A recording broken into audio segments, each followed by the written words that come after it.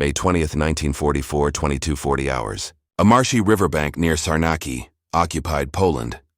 The night was a suffocating blanket of black, moonless and damp. For Antoni Szczęsny, a 34-year-old engineer from Warsaw, the darkness was both a shield and a prison. Crouching in the reeds, the cold marsh water seeping into the worn leather of his boots, he listened.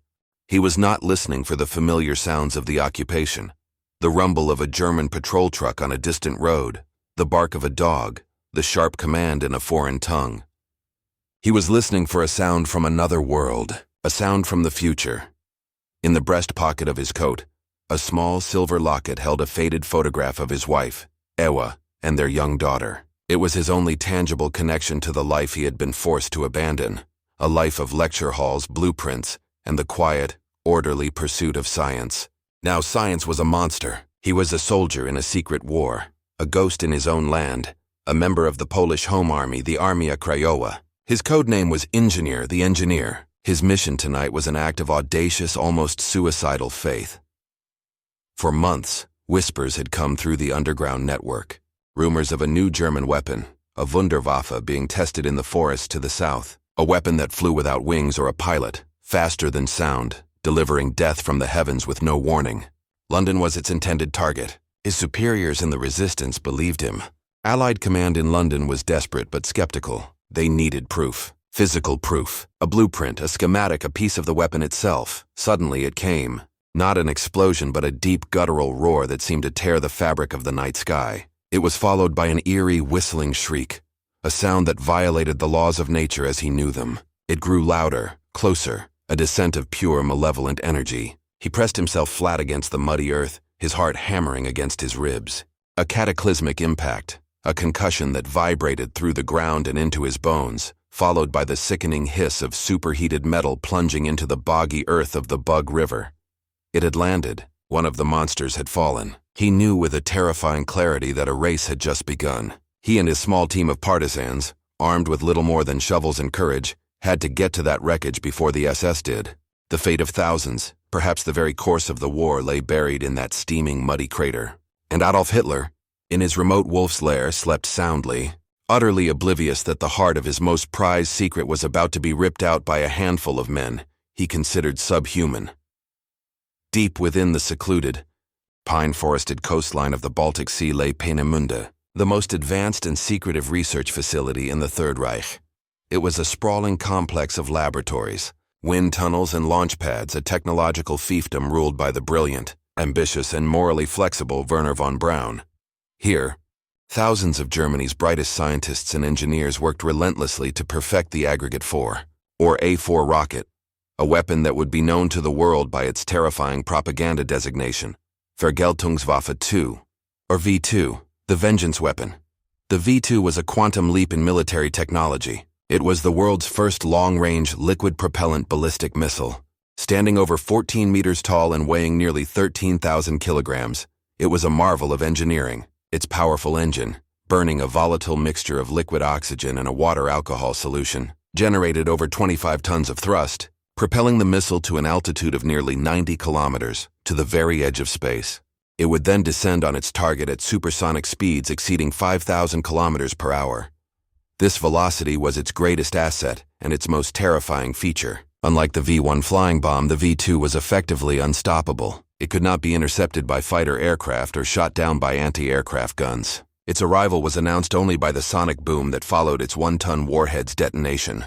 The strategic purpose of the V-2 was twofold. First, it was a weapon of pure terror, designed to rain random, indiscriminate destruction upon London and other Allied cities, bypassing conventional defenses to strike at the heart of civilian morale. Hitler believed it could break the British will to fight. Second, it was a strategic tool intended to disrupt and delay the Allied war effort, particularly the massive buildup of forces in England for the inevitable invasion of Europe.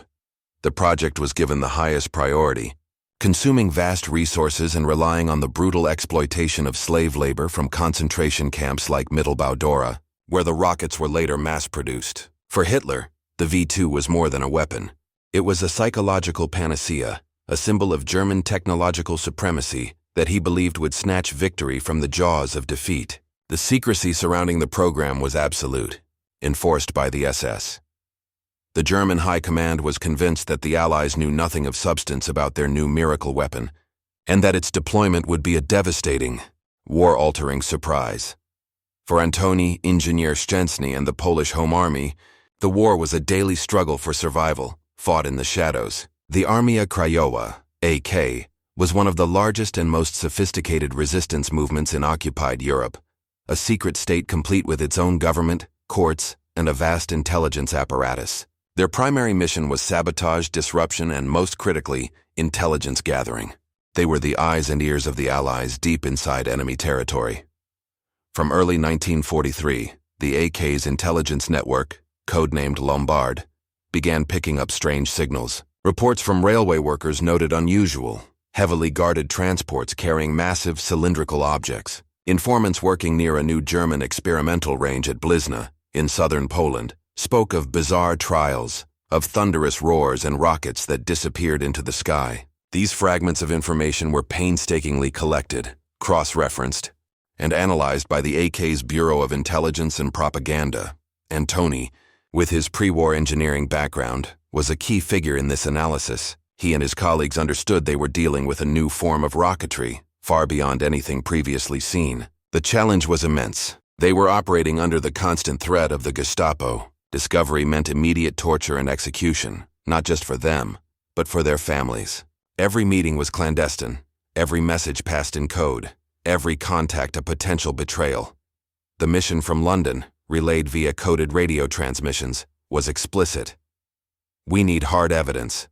Specifications, photographs, or preferably physical parts. Getting inside the test facility was impossible. Sabotaging a launch was too risky and might destroy the very evidence they needed.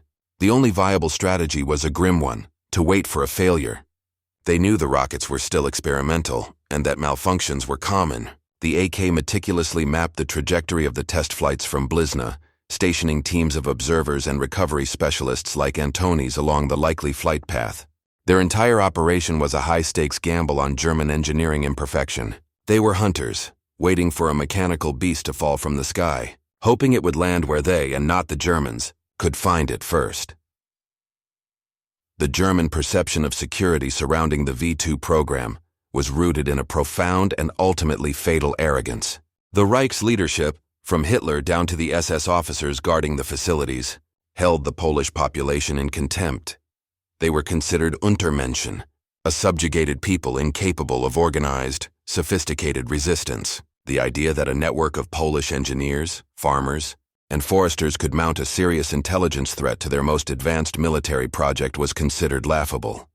Security was brutal, and in their minds, foolproof. Peenemünde, and later the Blizna test range, were surrounded by concentric rings of security zones, patrolled by the SS.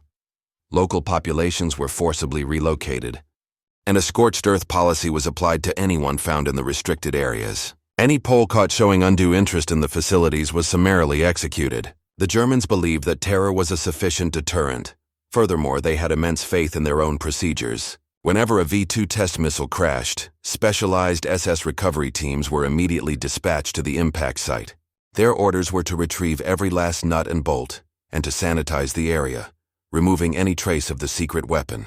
They worked with ruthless German efficiency. In their calculus, the chances of a missile crashing, being found by the resistance, and its components being successfully analyzed and exfiltrated were statistically insignificant. This mindset created a critical blind spot. They underestimated the ingenuity and resolve of the Polish Home Army. They underestimated their deep roots within the local population, which provided a network of eyes and ears that the SS could never completely eradicate, and they failed to comprehend that their own terror tactics had forged a resistance movement with nothing left to lose. Hitler was obsessed with the offensive power of his new weapon, but he and his commanders gave little serious thought to the defensive weakness of their own secrecy. They believed their secrets were safe, locked away behind barbed wire and a wall of fear. They never expected that the greatest breach would come not from a high-level Allied spy, but from the very earth of the country they so brutally occupied. The V2 that shrieked into the Bug River near Sarnaki on May 20, 1944, had been a dud. Its main warhead failed to detonate upon impact, and the soft, boggy ground had cushioned the crash, preserving large sections of the missile. For Antoni Szczęsny's team, it was the miracle they had prayed for. The race began. A local farmer on horseback was immediately dispatched to alert other AK units, while Antoni and his men secured the site. They knew a German aerial search would begin at dawn. They had only a few hours of darkness. Working frantically, submerged up to their chests in the cold, murky water, they used ropes and farm horses to haul the massive mud-caked sections of the rocket onto the riverbank. The work was brutal, silent, and illuminated only by the faint starlight and a few heavily shielded lanterns. The air was thick with the acrid, unfamiliar smell of the rocket's exotic fuels.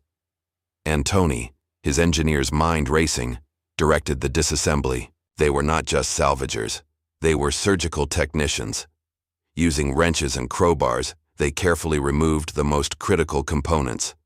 The gyroscopic guidance system, a complex sphere of whirring rotors and accelerometers that acted as the missile's brain, was carefully detached. They extracted the radio receiver, which took steering commands during the initial launch phase. Most importantly, they managed to salvage the heart of the beast, the main combustion chamber, the turbine pump, and the fuel injector system. As dawn approached, a human chain of local villagers, men, women, and even children, was formed. The precious heavy components were passed hand to hand, away from the river, and hidden. Some parts were buried in a barn beneath a pile of potatoes. The delicate guidance system was concealed in a specially modified cask. Other sections were loaded onto a hay cart and driven to a different village. The larger fuselage sections, too big to move far, were sunk back into the deepest part of the river. By the time the German search parties arrived later that morning, they found a wide, muddy crater and some scattered, unidentifiable scraps of metal. The official German report concluded that the missile had completely disintegrated on impact, its warhead detonating as designed. The deception was perfect. The Germans abandoned the search, convinced their secret was safe. Meanwhile, hidden in barns and cellars across the Polish countryside, lay the complete technical blueprint of Hitler's wonder weapon. The heist was complete. Possessing the V2 components was one thing. Getting them into the hands of Allied scientists in London was another, seemingly impossible challenge. The parts were far too bulky and heavy to be smuggled out by a courier crossing guarded borders. The intelligence was priceless but useless as long as it remained in Poland. The solution proposed by the AK leadership and approved by the Special Operations Executive SOE in London was audacious to the point of madness. They would land an Allied aircraft in the heart of occupied Poland, load the cargo, and fly it out. The mission was codenamed Operation Wildhorn III, known in Poland as Most III, or Bridge III. A remote abandoned field in southern Poland was chosen as the makeshift runway. For weeks, under the noses of German patrols, AK partisans worked secretly, at night to level the field, fill in ditches, and mark out a landing strip. The risks were astronomical. The sound of the aircraft could alert nearby German garrisons. A mechanical failure, a miscalculation by the pilot, or a simple betrayal could lead to disaster for everyone involved. On the night of July 25, 1944, Antoni Szczęsny waited at the clandestine airstrip, codenamed Motyl, Butterfly, alongside the precious cargo, now carefully packed into canisters and crates. He had been chosen to accompany the parts to London to help brief the British scientists. The tension was unbearable. Hours passed. Finally, they heard it. The low, distinct drone of the twin engines of a C-47 Dakota. The partisans lit the flare path, 3 bonfires in a line. The pilot, a specially trained RAF officer, brought the unarmed transport plane down in a masterful short-field landing on the rough, grassy strip. The engines were never shut down. With the propellers still turning, the AK soldiers frantically loaded the 200 pounds of V2 components and other intelligence materials. Several high-value Polish and British agents also scrambled aboard. Within 7 minutes of touching down, the Dakota was taxiing for takeoff. As it lumbered into the night sky, clearing the treetops by mere feet, German machine gun fire opened. Up from the edge of the woods, alerted at the last moment. But it was too late.